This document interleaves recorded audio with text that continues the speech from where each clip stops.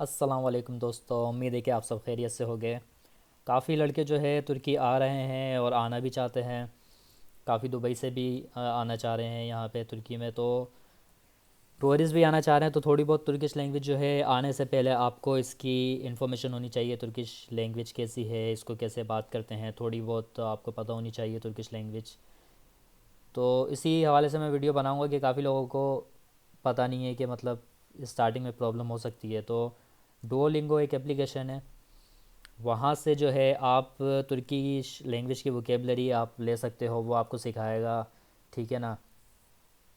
वो कोई भी आप एप्लीकेशन ले सकते हो। डुओलिंगो इसलिए बोल रहा हूँ क्योंकि उससे मैंने खुद सीखी थी थोड़ी बहुत, यानी स्टार्टिंग में ही। वो आपको एकदम प्रोफेशनल नहीं कर देगा, बस आप उससे वोकेबलरी वगैरह ले सकते हो, थोड़ी आप जो है मालूमात आपको हो जाएगी। बाकी उसके अलावा कुछ जुमलों की, जैसे कि फ्यूचर टेंस है या प्रेजेंट कंटिन्यूस टेंस है, तो उसकी मैं आपको छोटी सी टेक्निक बता देता हूँ, तो आपको वो समझ में आएगा। अगर आपको इंग्लिश आती है तो आपके लिए काफ़ी इजी हो जाएगा तुर्किश लैंग्वेज सीखना। अगर आपको इंग्लिश आपने सीखी हुई है, आपको ग्रामर की पता है, तो आपको काफ़ी इजी हो जाएगा। तो सबसे पहले तो देखो, आपको मैं कुछ चीज़ बता दूं कि गूगल ट्रांसलेट आप यूज़ कर सकते हो। मैंने भी जब तुर्किश लैंग्वेज सीख रहा था तो गूगल ट्रांसलेट में यूज़ कर रहा था, उसको देखने के लिए कि यार ये मतलब किस तरीके से इसमें चेंजेस आती है, किस तरीके से जुमले बन रहे हैं, ये हो क्या रहा है। तो मैंने कुछ चीज़ें निकाली, कुछ कॉमन चीज़ निकाली जो कि बहुत ही यानी कि ईजी है। अगर आप भी पिक कर लो तो आप लोगों के लिए काफ़ी आसानी होगी। तो मेन चीज़ जो होती है ना, अपना वोकेबलरी को चेंज करना सबसे मेन चीज़ है। ठीक है ना। अगर आपको वोकेबलरी को चेंज करना आ गया तो आप लोगों के लिए लैंग्वेज सीखना बहुत ईजी हो जाएगा, कोई सी भी लैंग्वेज हो। ख़ास तौर पे वो लैंग्वेज जिसकी वर्डिंग इंग्लिश में होती हो। ठीक है ना। अगर आपको इंग्लिश ग्रामर आती है और अगर कोई भी ऐसी लैंग्वेज है जिसकी अल्फ़ाबेट्स इंग्लिश के हैं, तो आप लोगों के लिए उसकी वोकेबलरी, उस लैंग्वेज को सीखना बहुत ईजी हो जाएगा। तो तुर्किश लैंग्वेज की आपको पता है कि वर्डिंग्स जो है, उसके अल्फ़ाबेट्स जो हैं वो इंग्लिश के हैं। साउंड थोड़ा सा अलग है। अच्छा, चे का साउंड है, सी के नीचे कोमा होगा तो वो चे का साउंड आता है। सी कोमे के बगैर होगा यानी कि नॉर्मल सी है तो वो जे का साउंड है। और जे जो होता है इंग्लिश में, उसका जे करीब से बोलूँ मैं, जे का साउंड होता है। ठीक है ना। जे। और नॉर्मल सी होगा तो जे, और सी के नीचे कोमा होगा तो चे। ठीक है। और सीन के सीन अपना सीन बोल रहा हूँ, एस को जैसे हम सीन बोलते हैं, यानी कि एस को, यानी कि ये लोग सीन ही बोलते हैं, लेकिन एस के नीचे अगर कोमा है तो उसको शीन बोलेंगे। ठीक है ना। शे का साउंड आता है। तो ये चीज़ है। और इनका आई एक नुक्ते वाला होता है और आई जो है एक नुक्ते के बगैर होता है। ठीक है। तो जो नुक्ते के साथ होता है उसका साउंड होता है ई, और जो नुक्ते के बगैर होता है उसका होता है ये इनका साउंड होता है। और ए बी सी ये जो है वो जैसे अब जो स्कूलों में पढ़ाई जाती है, आ बा खाड़ा, इस टाइप की इनका एक्सेंट होता है। ए को आ बोलते हैं। ठीक है। बी को बे बोलते हैं, बी को बा बोलते हैं, आ बा बोलते हैं। सी को जे बोलते हैं, डी को दे बोलते हैं, ई को ए बोलते हैं। ठीक है ना। तो ये लोग प्रोनाउंसिएशन को देख के वर्डिंग वो बोलते हैं। ठीक है ना। अल्फ़ाबेट्स बोलते हैं।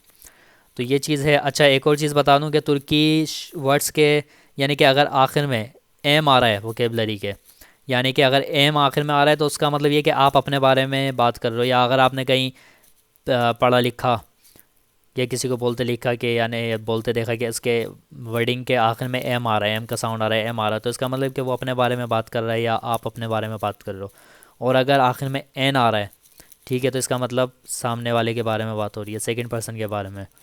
ठीक हो गया। आई को बोलते हैं बैन। ठीक है। अच्छा, एक और चीज़ बता दूँ, बैन हो या बैनिम हो, ठीक है, दोनों का मतलब होता है कि मतलब आप अपने बारे में बात कर रहे हो। सैन आए, सिन आए, सुन आए, ठीक है ना, सन आए, सैन आए, तो इसका मतलब कि सेकंड पर्सन के बारे में बात हो रही है। और यू को बोलते हैं सैन, आई को बोलते हैं बैन, अपना ही शी और इट को बोलते हैं ओ। ठीक है ना, ओ बोलते हैं। अभी बताता हूँ। ठीक है। अभी यहाँ पे मैं आपको जैसे गूगल ट्रांसलेट खोल लिया जैसे मैंने बताया, तो यहाँ पे आप चेक कर सकते हो किसी भी लैंग्वेज का। तुर्किश आपने सीखनी है तो तुर्किश का आप करोगे, आई को बोलते हैं बैन, यू को बोलते हैं सैन, शी को बोलते हैं ओ, ई को बोलते हैं ओ, इट को बोलते हैं ओ। ठीक है। अब मिसाल के तौर पे मैं फ्यूचर टेंस बनाता हूँ, आई विल डू। ठीक है, अब डू जो है वो कैब है। ठीक है, अब मैं आई विल डू यानी कि या पर जाम, देखो आखिर में एम आ रहा है।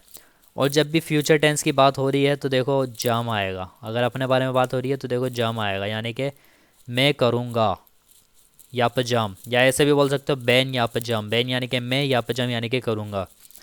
तो बैन या पर जाम या पर जाम। ठीक है। अब इसी को अगर यू करूँगा मैं, यू विल डू, तो देखो जक्सन आ रहा है। अब देखो सन आ रहा है, मैंने बोला ना सन आए, सिन आए, सुन आए, वो वर्ड केप के हिसाब से चेंज होता रहता है। अब देखो यहाँ पे यहाँ पर जक्सन आ रहा है। और देखो आई जो है वो नुक्ते के बगैर है। ठीक है, तो सन यानी कि सन, सिन नहीं है, सन, या पर जक्सन, yapacaksın, या पर जक्सन। ठीक है, या पर जक्सन। और ये भी देख लो इसके एंड में एन है, यानी कि सेकंड पर्सन की बात हो रही है। तो जब भी फ्यूचर टेंस आ रहा है तो देखो उसमें जक्सन आ रहा है। यू जब भी सेकंड पर्सन की बात हो रही है और अगर अपने बारे में बात हो रही है तो जम आ रहा है। ठीक है, फ्यूचर में। और अगर मैं ये करूँ कि ही करूँगा तो देखो ओ या पचक, अब ना जम आ रहा है ना जक्सन आ रहा है, ओ या पचक पे आके रुक गया। ठीक है, ही शी इट। ठीक है, या पचक। तो ये तो हो गया इससे। अब प्ले कर लेते हैं, प्ले, ओए नया जग। ठीक है, ही विल प्ले, ओए नया जग। आई विल प्ले, ओए नए जम। ठीक है, ओए नए जम। अब देखो जम आ रहा है, देख लिया। प्ले को बोलते हैं ओए ना। ठीक है ना, यू विल प्ले ओए नए जक्सन। ठीक हो गया इस तरीके से। अब आपको वोकैब स्टार्टिंग में चेंज करने में हो सकता है थोड़ी प्रॉब्लम हो। अब मिसाल के तौर पे प्ले, ओए ना, अब इसको चेंज करना है फ्यूचर में, आई विल प्ले, तो क्या होगा, ओए नए जम। ईट बोलते हैं यमिक। ठीक है,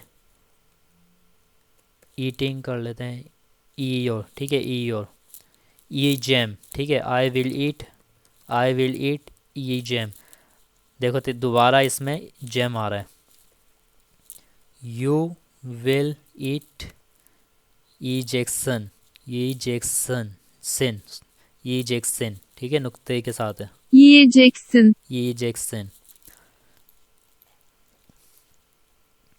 अच्छा, अब ये तो हो गई अपना फ्यूचर की बात। प्रेजेंट कंटिन्यूस की बात कर लेते हैं, आई एम प्लेइंग। ठीक है, ओई नी योर रूम। अब देखो जब, देखो इसमें भी एंड में एम आ रहा है। ठीक है, मेरे बारे में बात हो रही है, मैं अपने बारे में बात कर रहा हूँ, योर रूम।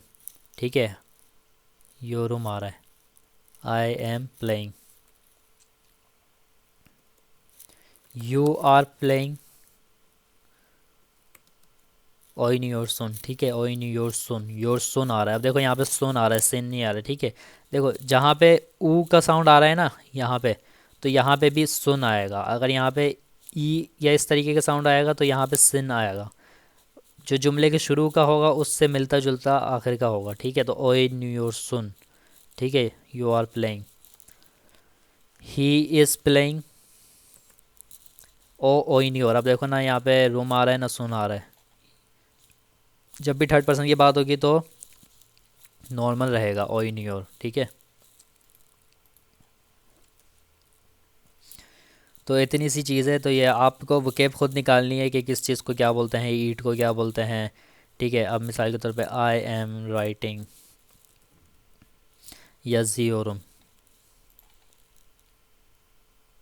yazıyorum, yazıyorum। ठीक है, yorum देख लो फिर आ रहा है कंटिन्यूस में। अब मिसाल के तौर पे मैं यहाँ पे, अब तुम लोग बताओ कि अगर मैं इसको विल करूँगा, आई विल राइट, तो क्या बनेगा।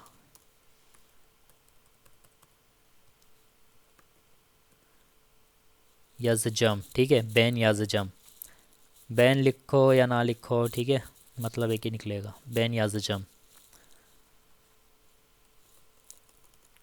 यू विल राइट सेन याजजक्सन, ठीक है। सैन याजजक्सन तुम लिखोगे, सैन लिख लो या ना लिखो कोई सी बात नहीं है, सैन याजजक्सन।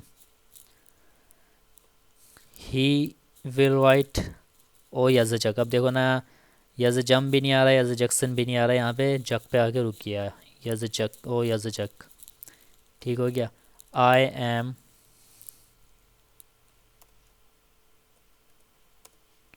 राइटिंग यज़ियोरुम, यज़ियोरुम, ठीक हो गया, यज़ियोरुम। अब इसका बताओ यू के साथ क्या होगा, you are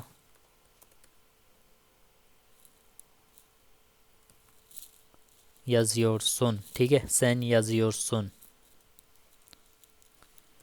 he is writing ओ यज़ियोर। तो कुछ समझ आया? जब भी फ्यूचर की बात हो रही है तो जम आ रहा है, जक्सन आ रहा है। जब भी कंटिन्यूस की बात आ रही है तो योरुम आ रहा है, ठीक है, योरसुन आ रहा है। और जब भी ही शी इट से रिलेटेड होगा तो वो कैब तक के रहेगा, उसका आगे का नहीं होगा, जम जक्सन नहीं होगा, ठीक है ना। योरोम योरसुन नहीं होगा, योर तक के रहेगा। तो इतनी सी बात है, ये इस तरह की कुछ चीज़ें हैं, कुछ पॉइंट्स हैं। तो अगली वीडियो में कोशिश करूँगा कुछ मज़ीद चीज़ें बताऊँ। फ़िलहाल इतना काफ़ी है, आप लोगों को उम्मीद है कि समझ में आया होगा। यहाँ पे आप लोग काउंटिंग वगैरह भी सीख सकते हो। काउंटिंग ऐसे कर सकते हो, 1 बिल, 2 3 4 5 6 7 8 9 ऑन बिल। फिर इस तरीके से यूज़, ठीक है, यूज़ बिन, 1000 का बोलते हैं बिन। अब मिसाल के तौर बिन बिर, बिन की, या इस तरीके से कर लो, बिन की यूज़, ठीक है। तो इस तरीके से आप काउंटिंग वगैरह भी कर सकते हो। तो उम्मीद है कि आपको वीडियो इजी लगी होगी, मुश्किल नहीं लगी होगी। मुश्किल लगी हो तो आप कमेंट में बिल्कुल पूछ सकते हो। So thank you so much. अल्लाह हाफिज़।